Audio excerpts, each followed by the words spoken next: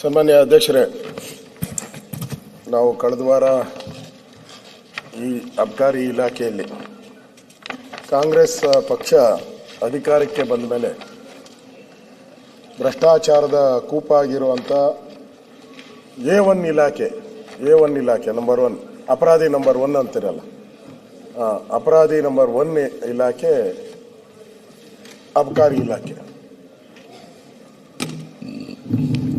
ಇಲ್ಲಿ monthly wine ಸ್ಟೋರ್ಗೆ fix, ವರ್ಗಾವಣೆ ದೊಡ್ಡ ದಂಧೆ, ಅದರ ಲಿಸ್ಟು ನಾನು ಕೊಡ್ತೀನಿ ಆಮೇಲೆ. ಕಿಕ್ ಏರೋದಲ್ಲ, ಆ ಕಿಕ್ ಲೆವೆಲ್ನೇ ಇನ್ನೂ ಜಾಸ್ತಿ ಮಾಡಿಬಿಟ್ಟಿದ್ದಾರೆ. ಕಾಸಿಗಾಗಿ ಪೋಸ್ಟಿಂಗು, ಟ್ರ್ಯಾಪ್ ಆದವರಿಗೆ ಆಯಕಟ್ಟಿನ ಹುದ್ದೆ, ವಿಭಾಗವಾರು ಮಂತ್ಲಿ ಫಿಕ್ಸು, ನಿಷ್ಕ್ರಿಯ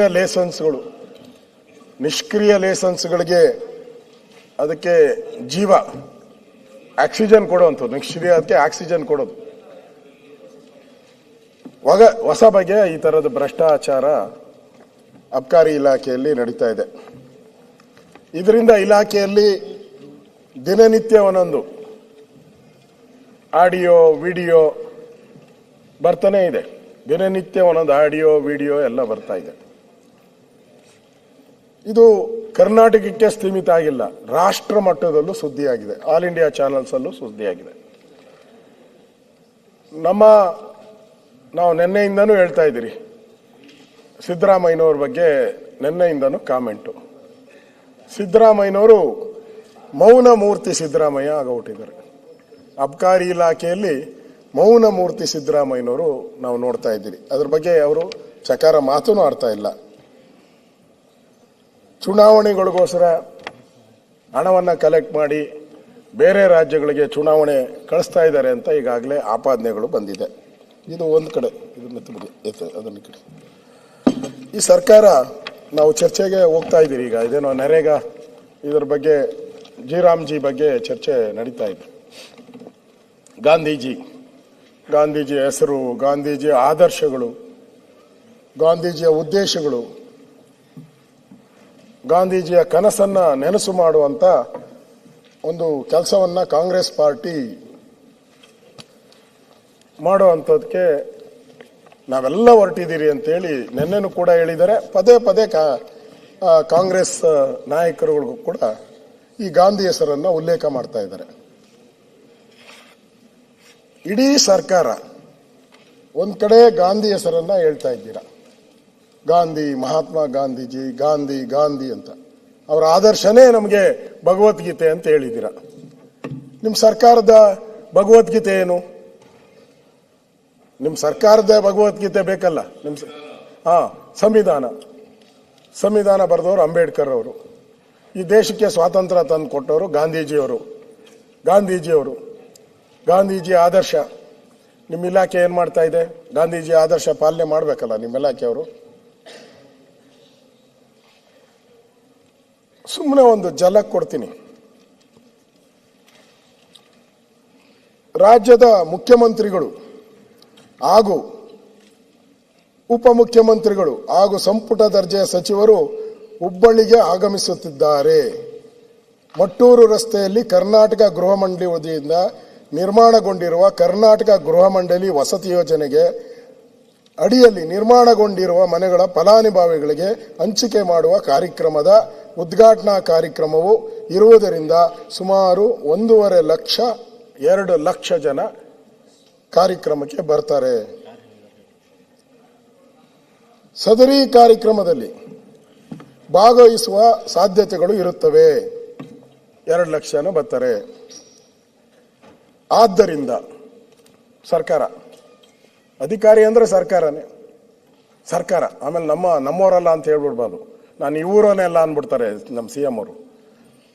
ಅದಕ್ಕೆ ಫಸ್ಟ್ ಹೇಳ್ಬಿಟ್ಟಿದ್ದೀನಿ, ಅಧಿಕಾರಿಗಳು ಭಾಗವಹಿಸುವ ಸಾಧ್ಯತೆ ಇರುವುದರಿಂದ ಹುಬ್ಬಳ್ಳಿಯ ಎಲ್ಲಾ ಸನ್ನದುದಾರರು, ಅಂಗಡಿಗಳು, ವೈನ್ ಸ್ಟೋರು, ಬಾರು, ಇವೆಲ್ಲ ಸಿವಲ್ 7, 2, 3, 4, 5, 6, 7 ಎಲ್ಲ ಎಲ್ಲ ತಮ್ಮ ಅಂಗಡಿಗಳಲ್ಲಿ ಸಾಕಷ್ಟು ಪ್ರಮಾಣದ ಮದ್ಯ ಹಾಗೂ ಬಿಯರ್, ಚಳಿಗಾಲಕ್ಕೆ ಬಿಯರ್ ಯಾಕೆ ಕುಡಿತಾರೆ ಇವರು?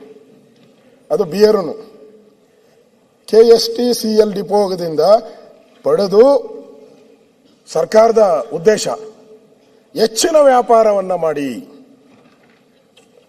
ವ್ಯಾಪಾರವನ್ನು ಮಾಡುವ ಪ್ರಯೋಜನವನ್ನು ಪಡೆದುಕೊಳ್ಳಲು ಈ ಮೂಲಕ ಎಲ್ಲ ಸನ್ನದ್ಧದಾರರಿಗೆ ಸೂಚಿಸಲಾಗಿದೆ. ಸಿದ್ದರಾಮಯ್ಯನವರು ಯಾಕೆ ನಗ್ತೀರಾ? ಸಿದ್ದರಾಮಯ್ಯನವರು ಅಂದ್ರೆ ಅವರು ನೇಮಕ ಮಾಡಿರೋ ಅಧಿಕಾರಿಗಳು, ಅವರೇ ತಾನೇ ಪೋಸ್ಟಿಂಗ್ ಮಾಡೋದು. ಮಂತ್ರಿ ಅಲ್ಲಿದ್ದಾರೆ, ಪೋಸ್ಟಿಂಗ್ ಮಾಡಿದ್ದಾರೆ, ಅವರು ಹೇಳಿದ್ದಾರೆ. ಹೇಳ್ತೀನಿ ಅದನ್ನು ನಾನು ಹೇಳ್ಬಾರ್ದು. ಕಾಂಗ್ರೆಸ್ಸಿನ ಕಾರ್ಯಕರ್ತರು ಬರ್ತಾರೆ ಅಂದ್ರೆ, ಕಾಂಗ್ರೆಸ್ಸಿನ ನಾಯಕರಿಗೆ ಬರ್ತಾರೆ ಅಂದ್ರೆ ಅವ್ರಿಗೆ ಕುಡ್ಸಕ್ಕೆ ನೀವು ಈ ಯೋಜನೆಯನ್ನು ಮಾಡಿದ್ದೀರಾ? ಕಾಂಗ್ರೆಸ್ ಕಾರ್ಯಕರ್ತರಿಗೆ ಮನೆ ಹಂಚೋ ಕಾರ್ಯಕ್ರಮ ಇದು. ಮನೆ ಹಾಳು ಮಾಡೋ ಕಾರ್ಯಕ್ರಮ ಮಾಡ್ತಾ ಇದ್ದೀರಾ ನೀವು. ಮನೆ ಹಾಳು ಮಾಡೋದು, ಕುಡಿಸಿ.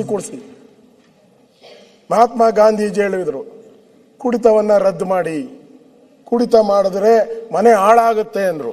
ಈ ಸರ್ಕಾರ ಏನ್ ಮಾಡಿದೆ? ಕುಡೀರಿ ಅಂತ ಹೇಳಿ ಅಫಿಷಿಯಲ್ ವಾಟ್ಸಾಪ್ ನಂಬರ್ ಎಲ್ಲ ಬೇಕಾದ್ರೆ ಹೇಳ್ತೀನಿ.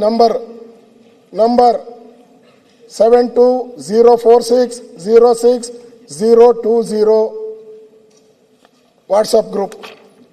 ಅವನು ಎಷ್ಟು ಜನಕ್ಕೆ ಮಾಡಿದಾನೆ ಅಂದ್ರೆ ಸುಮಾರು 15-20 ಜನಕ್ಕೆ. ಪ್ರದೀಪ್, ಪ್ರಕಾಶ್, ಹರೀಶ್ ಎಲ್ಲ ಇವರೆಲ್ಲ ಇನ್ಸ್ಪೆಕ್ಟರ್ಗಳು, ಅಂಗಡಿ ಇನ್ಸ್ಪೆಕ್ಟರ್ಗಳು, ಇವರೆಲ್ಲ ಅಧಿಕಾರಿಗಳು. ಆ ಪುಣ್ಯಾತ್ಮ ಯಾರು? ಆ ಪುಣ್ಯಾತ್ಮ ಏನ್ ಮಾಡಿದಾನೆ? ಇದರಲ್ಲಿ ಹಂಗೆ ಅಡ್ವರ್ಟೈಸ್ಮೆಂಟ್ ಕೊಟ್ಟು ಬರಲ್ಲ, ಡ್ರೆಸ್ ಹಾಕೊಂಡು ಅಡ್ವರ್ಟೈಸ್ಮೆಂಟ್. ಹೇಳ್ದಲ್ಲ, ಪರಮೇಶ್ವರ್ಗೆ ಹೇಳಿದೆ ನಾನು, ಆ ಡ್ರೆಸ್ ಹಾಕೊಂಡು ಲಂಚ ಇಸ್ಕೊಂಡಲ್ಲ CR ಅಲ್ಲಿ, ಹಂಗೆ ಇವನು ಡ್ರೆಸ್ ಹಾಕೊಂಡು ಪ್ರಕಾಶ್ ಪಾಟೀಲ್ 984504682852 ಅವನು ಅಫಿಷಿಯಲ್ ಆಗಿ ಅವನ ಫೋಟೋ ಹಾಕೊಂಡು ಕುಡಿಸಿ ಕಾಂಗ್ರೆಸ್ ಅವ್ರು ಬರ್ತಾ ಇದ್ದಾರೆ ಅಂತ. ಏನ್ ನೀವು ಮನೆ ಹಂಚಕ್ ಕರೆದಿದ್ದೀರೋ, ಮನೆ ಹಾಳು ಮಾಡಕ್ ಕರೆದಿದ್ದೀರೋ?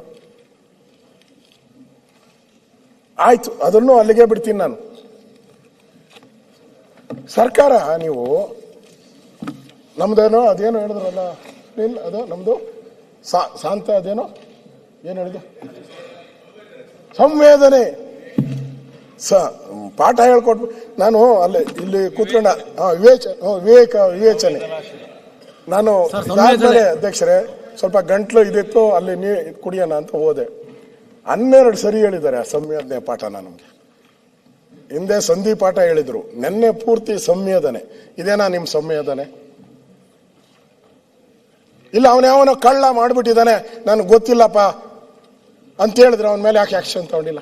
ಅಫಿಷಿಯಲ್ ಟ್ವೀಟ್ ಮಾಡಿದ್ದಾನೆ. ಅಂದ್ರೆ ಕಾಂಗ್ರೆಸ್ ಕಾರ್ಯಕ್ರಮ, ಮನೆ ಹಂಚೋ ಕಾರ್ಯಕ್ರಮಕ್ಕೂ ನೀವು ಕುಡೀರಿ ಅಂದ್ರೆ ಏನರ್ಥ? ಗಾಂಧೀಜಿ ಆಶಯಗಳಿಗೆ ನೀವು ಎಲ್ಲಿ ಬೆಲೆ ಕೊಡ್ತಾ ಇದ್ದೀರಾ? ಇವ್ರ ಮೇಲೆ ಏನ್ ಕ್ರಮ ಮಾಡ್ತೀರಾ ನೀವು? ಇದರಲ್ಲಿ ಮಂತ್ಲಿ ಫೀಸ್ ಇಲ್ಲ ಅಂದ್ರೆ ಇಷ್ಟೊತ್ತಿಗೆ ಇವನ ಮೇಲೆ ಆಕ್ಷನ್ ಆಗ್ಬೇಕಾಯ್ತು. ಮಂತ್ಲಿ ಫೀಸ್ ಇದೆ, ಅದಕ್ಕೆ ಅವನು ಮುಟ್ಟಿಲ್ಲ, ಬಿಟ್ಟುಬಿಟ್ಟಿದ್ದಾರೆ. ಇವನು ಒಳ್ಳೆ ಕೆಲಸ ಮಾಡಿದ್ಯಾ ಪುಣ್ಯಾತ್ಮ, ನೀನು ಹಿಂಗೆ ಕೂಡಿಸ್ತಾ ಇರೋ ಎಲ್ಲರಿಗೂ, ಎಲ್ಲೇ ಸಮಾರಂಭ ಆತತ್ತು ಅಂತ ಹೇಳಿ ಬಿಟ್ಟುಬಿಟ್ಟ. ಇನ್ನು ಸರ್ಕಾರಕ್ಕೆ ದುಡ್ಡು ಒಂದೇ ಬೇಕು ಅನ್ನೋದಾದ್ರೆ ಮಾಡಿ, ಇಂಥ ಕೆಲಸನೇ ಮಾಡಿ. ಎಲ್ಲೆಲ್ಲಿ ಕಾಂಗ್ರೆಸ್ ಕಾರ್ಯಕ್ರಮ ಆಗುತ್ತೋ ಅಲ್ಲೆಲ್ಲ ಹಂಚಿ. ಇದು ಅವನು ಬರೆದಿರೋ ಲೆಟ್ರ್ ಓದ್ತಾ ಇದ್ದೀನಿ. ತಪ್ಪಿದ್ರೆ ಕ್ಷಮೆ ನಂದು, ಏನು 100% ಏನು ತಪ್ಪಿಲ್ಲ. ಅವನು ಏನು ಬರೆದಿದ್ದಾರೋ ಅದನ್ನೇ ಟ್ವೀಟನ್ನ ನಾನು ಹೇಳಿದ್ದೀನಿ. ಅಧ್ಯಕ್ಷೆ, ಅಶೋಕಣ್ಣ 1 ಮಿನಿಟ್ ಇಲ್ಲ, ಆದ್ರೆ ಆ ಕಾರ್ಯಕ್ರಮದ ಬಗ್ಗೆ ತಾವು ಮಾತಾಡ್ಬೇಕಾದ್ರೆ 1 ನಿಮಿಷ. ಬಹಳ ಒಳ್ಳೆ ಕಾರ್ಯಕ್ರಮ ಉತ್ತರ ಕರ್ನಾಟಕದಲ್ಲಿ ಆಗಿದೆ. ಎಕ್ಸೈಸ್ ಬಗ್ಗೆ ಮಾತಾಡಿಲ್ಲ, ಕಾರ್ಯಕ್ರಮ ಬಡವರಿಗೆ ಆದಂತ ಕೊಟ್ಟ ಕಾರ್ಯಕ್ರಮ ಹೊರತಾಗಿ ಮದ್ಯ ಹಂಚತಕ್ಕಂಥ ಕಾರ್ಯಕ್ರಮ ಅಲ್ಲ ಸರ್. ರಾಂಗ್ ಮೆಸೇಜ್ ಹೋಗ್ಬಾರ್ದು ಅಂತ ಹೇಳಿದೆ ಅಷ್ಟೇ. ಕೂತ್ಕೊಂಡು ಚರ್ಚೆ ಮಾಡಬೇಡಿ ಮಾರ್ರೆ, ನಿಮ್ಮಲ್ಲಿ ಏನಾಗಿದೆ? ನಿರ್ಭೀತ, ನಿಷ್ಪಕ್ಷಪಾತ, ವಿಶ್ವಾಸಾರ್ಹ ಸುದ್ದಿಗಳಿಗೆ ಮತ್ತೊಂದು ಹೆಸರಾಗಿರೋ ನ್ಯೂಸ್ 18 ಕನ್ನಡ ಈಗ ಆಪ್ನಲ್ಲೂ ಲಭ್ಯ ಇದೆ. ದಯವಿಟ್ಟು ಇಲ್ಲಿರೋ QR ಕೋಡ್ ಅನ್ನ ಸ್ಕ್ಯಾನ್ ಮಾಡಿಕೊಂಡು ಆಪ್ ಡೌನ್ಲೋಡ್ ಮಾಡೋದಕ್ಕೆ ಮರಿಬೇಡಿ. ನಿಮ್ಮ ಬೆಂಬಲ ಹೀಗೆ ಸದಾ ನಮ್ಮೊಂದಿಗಿರಲಿ. ಧನ್ಯವಾದ.